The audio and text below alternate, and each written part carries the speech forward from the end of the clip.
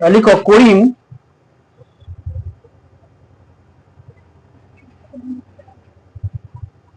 মোহনকে 4,860 টাকায় করিম মোহনকে 4,860 টাকায় mobile phone বিক্রি করে। মোবাইল ফোন বিক্রি করে।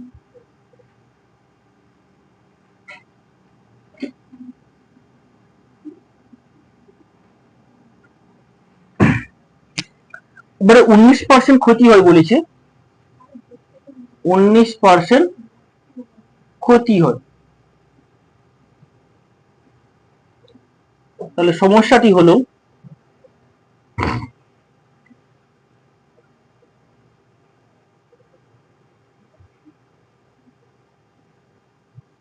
ক্রয় মূল্য বিক্রয় মূল্য।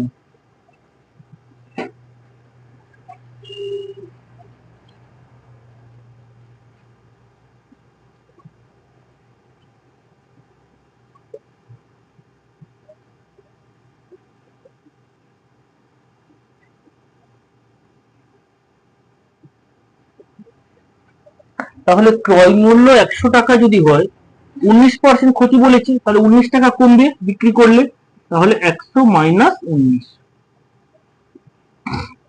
তাহলে ক্রয় মূল্য 100 টাকা হলে তাহলে বিক্রয় মূল্য কত হবে? 81 টাকা। আর বিক্রয় মূল্য, আচ্ছা 4,860 টাকায় ফোনটি বিক্রি করে, তাহলে বিক্রয় মূল্য হবে 4,860। তাহলে ক্রয় মূল্যের ঘরে জিজ্ঞাসা। ওকে, এবারে দেখো এখানে ক্রয় মূল্য এবং বিক্রয় মূল্য সরল সম্পর্কে আছে। এখানে ক্রয় মূল্য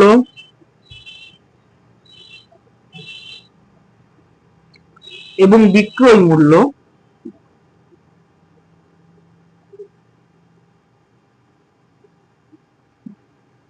না সরল সম্পর্ক। অতএব সরল সমানুপাতিটি হলো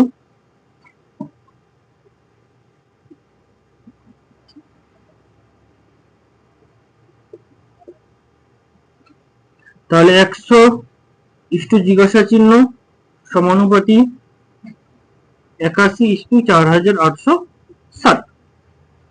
বের করব ক্রয় মূল্য। অতএব নির্ণীয় ক্রয় মূল্য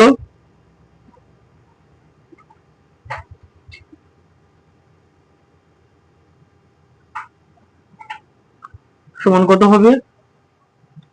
100 ইন্টু 4,860 বাই 81।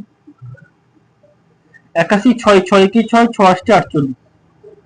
81 6 কত হয়? 486। আর 81 শূন্য শূন্য, তাহলে 6,000 টাকা। কত? 6,000 টাকা। আবারও বলেছে দেখো 17% লাভ করলেন।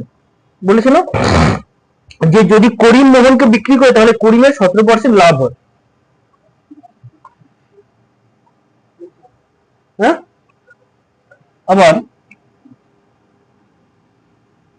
17% লাভ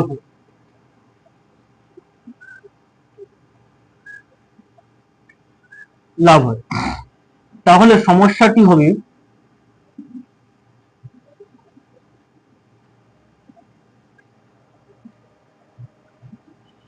ক্রয় মূল্য বিক্রয় মূল্য। ক্রয় মূল্য টাকা, বিক্রয় মূল্য টাকা।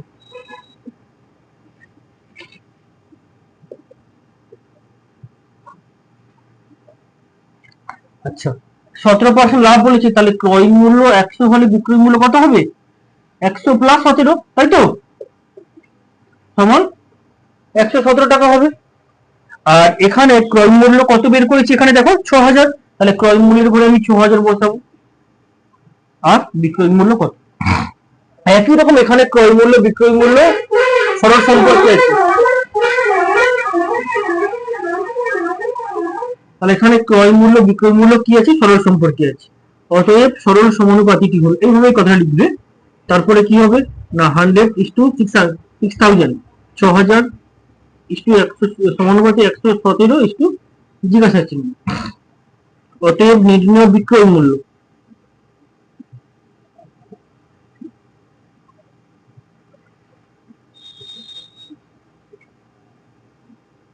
সমান কত হবে?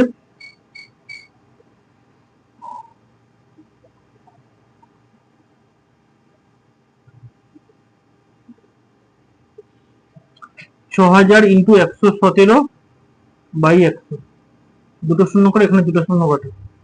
6×7=42, 42-এ 2, হাতে 4 দশক, 6-6, 6×4=10, হাতিক দশক 7, 7,020 টাকা। কত পেলাম? 7,020 টাকা। তাহলে অতএব মোহন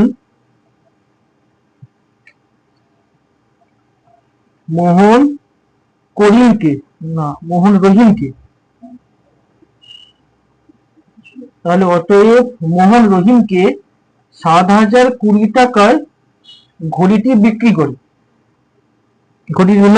ঘড়িটি না কি মোবাইল ফোনটি টাকায় বিক্রি করে, এই কথা লিখলেও হবে, কোনো সমস্যা নেই। তাহলে মোহন রহিমকে 7,020 টাকায় মোবাইল ফোনটি বিক্রি করে, তাহলে মোহনের লাভ হয়। অতএব মোহনের লাভ হয়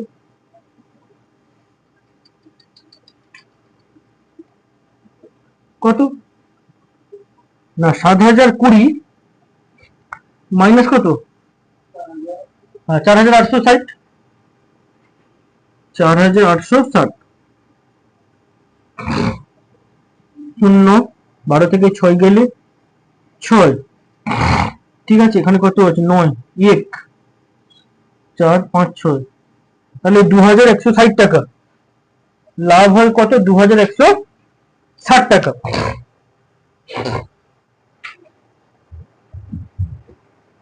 হয়েছে? এটা হয়েছে। আচ্ছা, এরপরে দেখো আবার এখনো শেষ হয়নি। এরপরে আবার এদিকে তারপরে তুলবে যে আবার একটা সমস্যা তৈরি করতে হবে। মোট 3টা সমস্যা। সমস্যাটি হল, ঠিক আছে, এখানে কি হবে? ক্রয় মূল্য হবে আর লাভ হবে। ক্রয় মূল্য টাকা আর কি লাভ। ক্রয় মূল্য কত বলো? 4,860। লাভ কত হয়েছে? 2,160। আচ্ছা, আমাকে শতকরা কত লাভ বের করতে বলেছে, তাহলে 100 টাকার উপর। 100 টাকায় কত শতকরা কত লাভ হচ্ছে? তাহলে এখানে ক্রয় মূল্য লাভ সরল সম্পর্কে আছে। অতএব সরল সমানুপাতিটি হলো যে 4,860:100 সমানুপাতি 2,160 জিজ্ঞাসা চিহ্ন। অতএব নির্ণেয় লাভ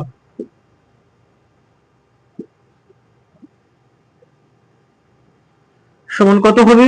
না 100 গুণিতক 2,160 বাই কত হবে? 4,860, 4,860। আচ্ছা, একটা শূন্য কেটে দিলাম।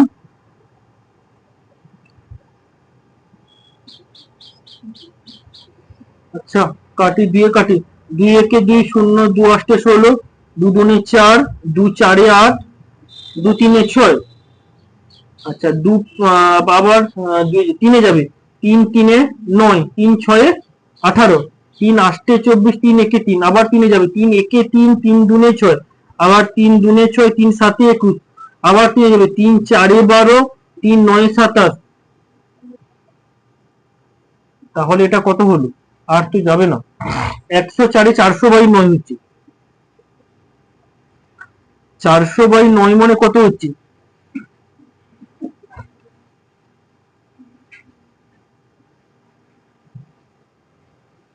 400-কে 9 দিয়ে ভাগ করো, 9 4 36, 4 0, আবার 9 4 36, তাহলে 44 পূর্ণ 4/9 হচ্ছে। 44 পূর্ণ 4/9 এত টাকা তার শতকরা কত টাকা লাভ হলো?